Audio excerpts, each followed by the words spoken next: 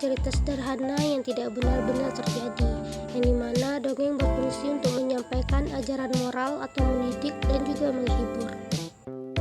Materi kedua mengenai pelaku tokoh dalam dongeng terbagi ke dalam 3 golongan. Yang pertama yaitu dewa dan dewi, ibu dan saudara tiri yang jahat, raja dan ratu, pangeran dan putri.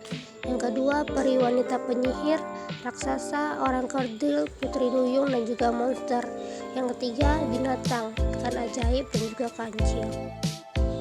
Materi ketiga yang kita bahas yaitu tema dalam dongeng. Yang pertama yaitu moral tentang kebaikan yang selalu menang melawan kejahatan. Yang kedua mantra ajaib. Yang ketiga keberhasilan anak ketiga atau anak bungsu saat sang kakak sedang gagal. Yang keempat pertolongan yang diberikan kepada orang baik oleh makhluk dengan kekuatan. Yang kelima yaitu kejahatan ibu tiri. Yang keenam kejadian yang terjadi di masa lampau di suatu tempat yang jauh sekali. Materi selanjutnya yang kita bahas mengenai ciri-ciri dalam dongeng. Yang pertama, menggunakan alur sederhana. Yang kedua, cerita singkat dan bergerak cepat. Yang ketiga, karakter tokoh tidak diuraikan secara rinci. Yang keempat, ditulis seperti gaya penceritaan secara lisan. Yang kelima, pesan atau tema dituliskan dalam cerita. Dan yang keenam, biasanya pendahuluan sangat singkat dan langsung.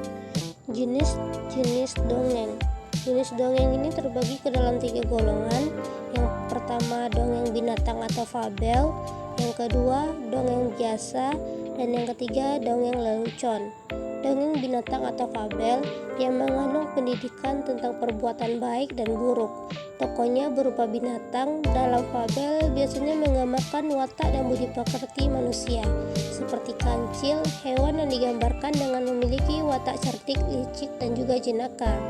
Yang kedua yaitu dongeng biasa, menceritakan tentang tokoh yang mengalami suka dan duka, seperti dalam dongeng bawang merah dan juga bawang putih. Dan yang ketiga dongeng lelucon yang berisi cerita lucu.